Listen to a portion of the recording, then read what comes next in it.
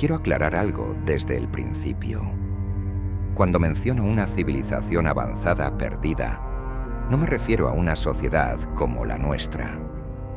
Graham Hancock es una figura polémica y significativa en el campo de la historia alternativa. Sus ideas sobre una civilización avanzada y el conocimiento sofisticado de los antiguos desafían las narrativas arqueológicas tradicionales. ¿Por qué tendemos a pensar que, al nacer en una nación específica, compartimos algo tan importante con las personas de esa nación, formando un grupo más relevante que otros? Uno de los puntos centrales de Hancock es que estructuras antiguas, como la Gran Esfinge de Giza, las pirámides de Egipto y los templos megalíticos de América del Sur, se construyeron con un conocimiento avanzado en astronomía, ingeniería y matemáticas. Sé que esto puede ser impopular, pero personalmente no comparto la idea del nacionalismo. No encuentro virtudes en el nacionalismo. Es simplemente un accidente de nacimiento. El país donde naciste no es algo que lograste, fue un hecho fortuito. Los críticos de Hancock argumentan que sus teorías carecen de respaldo empírico y suelen basarse en suposiciones y conexiones débiles. Los arqueólogos e historiadores más convencionales suelen descartar sus ideas como pseudociencia.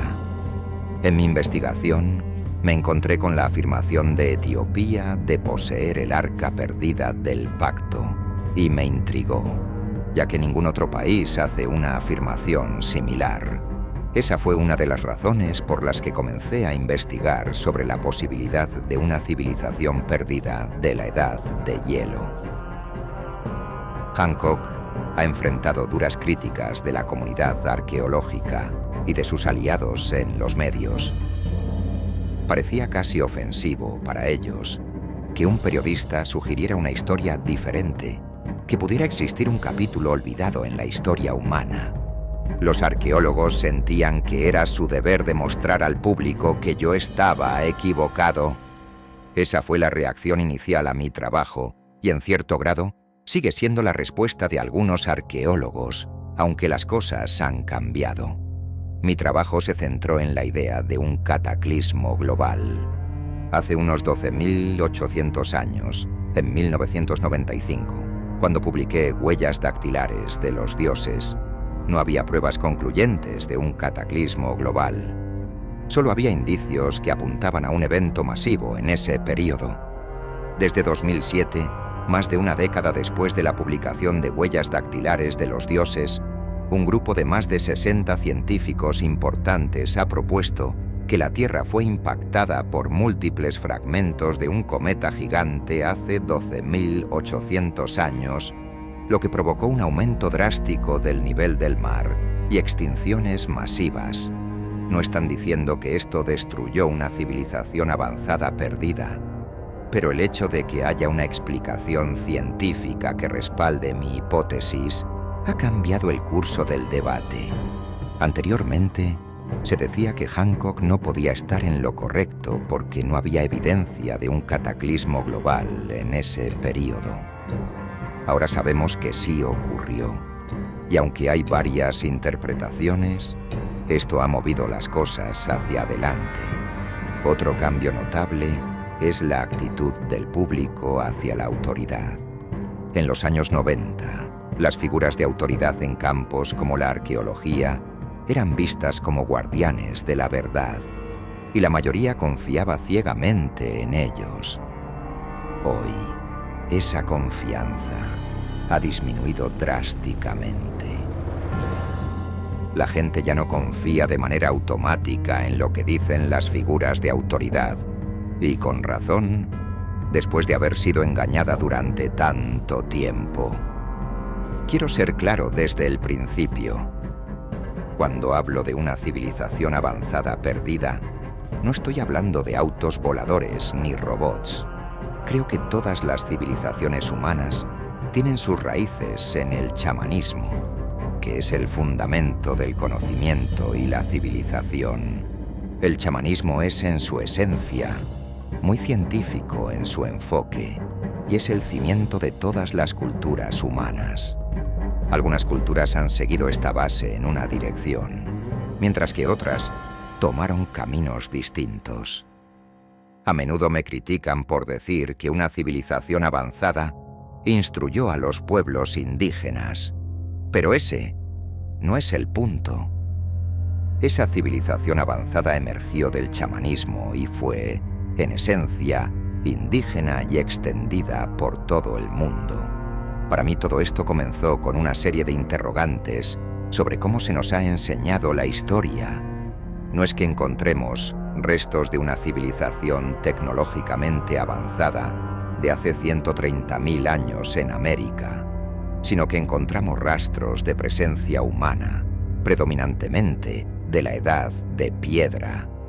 Por ejemplo, en los años 90, durante la construcción de una carretera cerca de San Diego, se halló un esqueleto de mastodonte. Un arqueólogo detuvo la obra y estudió los restos. Lo que encontraron fue sorprendente. Evidencia de que los huesos habían sido abiertos por humanos usando herramientas, claramente para extraer la médula.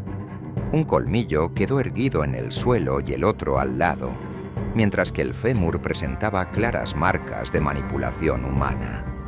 Las herramientas usadas para romper los huesos estaban presentes, lo que llevó a la conclusión de que solo los humanos pudieron haber hecho esto. Este es un comportamiento humano típico, lo que cambia por completo nuestra comprensión del tiempo de presencia humana en América. De repente, tenemos que considerar la idea de que los humanos hemos estado en América durante 130.000 años. Sin embargo, un enfoque dogmático en la arqueología ha evitado estudiar seriamente cualquier cosa anterior a los 13.000 años. Esto plantea la necesidad de investigar esos más de 100.000 años ignorados. En lugar de buscar más pruebas, la mayoría de los arqueólogos ha respondido con escepticismo, diciendo que esto simplemente no es posible. Eso es exactamente lo que le dijeron a Jack Sinmars cuando propuso que los humanos estaban en las cuevas de Bluefish en el Yukon hace unos 25.000 años. Lo mismo le dijeron a Goodyear, quien afirmó que los humanos alcanzaron su apogeo hace unos 50.000 años. Ambos estaban en lo cierto. Hay dos aspectos clave que me llaman la atención. Uno es la evidencia de un conocimiento sorprendentemente avanzado del cosmos y del lugar de la Tierra en el sistema solar en épocas muy remotas.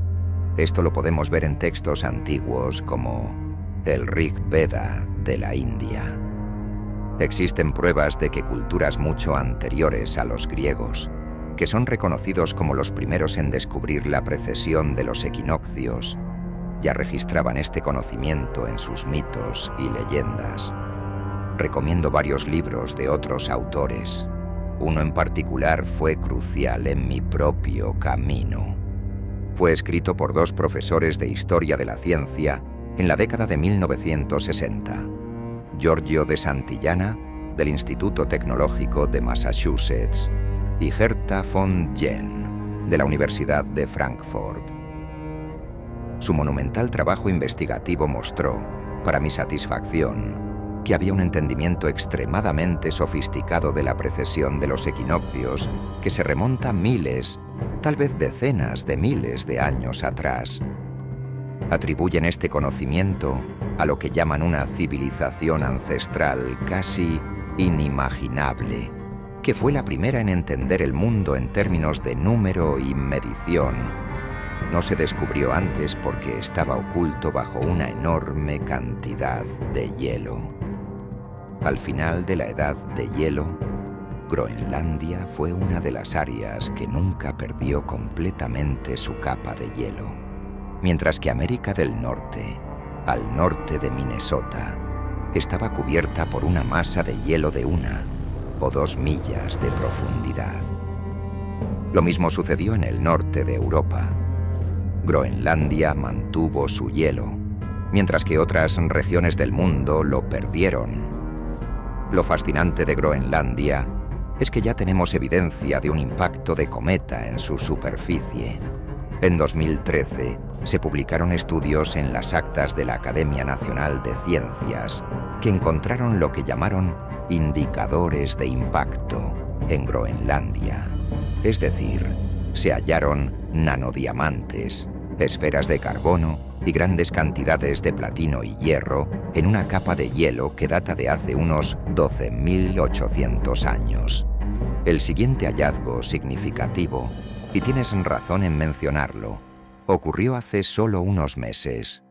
Se descubrió un enorme cráter en Groenlandia, con evidencia de que fue causado por un impacto de hierro.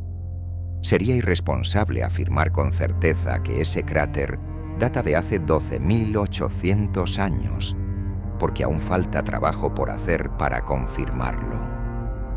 Sin embargo, lo que los especialistas que han estudiado el cráter dicen es que es relativamente reciente. Pueden afirmar que ocurrió durante la última edad de hielo, ya que debajo del cráter solo hay hielo antiguo, profundamente perturbado. Por encima del cráter, el hielo es suave y perfecto, perteneciente a la época actual conocida como Holoceno, que comenzó hace aproximadamente 11.600 años. Toda la evidencia sugiere que este cráter se formó en ese intervalo, entre 12.000 y 11.600 años. Pero para estar absolutamente seguros, aún se necesita más investigación. Este hallazgo forma parte de un creciente patrón de pruebas que los científicos llaman la hipótesis del impacto de los Dryas recientes. Hubo un periodo en la historia geológica de la Tierra conocido como los Dryas recientes, que duró alrededor de 1.200 años, desde hace 12.800 hasta 11.600 años. Es un periodo misterioso donde se observó la desaparición repentina de la megafauna, el aumento abrupto de los niveles del mar y grandes cambios en la temperatura global. Fue una era cataclísmica. Lo que está volviéndose más evidente es que la teoría de que un cometa fue responsable de estos eventos es cada vez más fuerte. A medida que surge más evidencia, vemos cuán extendido fue el impacto. Se han encontrado pruebas de estos eventos desde la Antártida hasta Siria, lo que demuestra que fue un evento global que transformó el planeta. Creo que este cataclismo borró la memoria de un episodio anterior en la civilización humana. Justo en el epicentro de este cataclismo existía una civilización avanzada, no una simple sociedad de cazadores-recolectores, que fue completamente destruida por estos eventos. La narrativa arqueológica tradicional sostiene que la arqueología es la única autoridad capaz de hablar con certeza sobre nuestro pasado.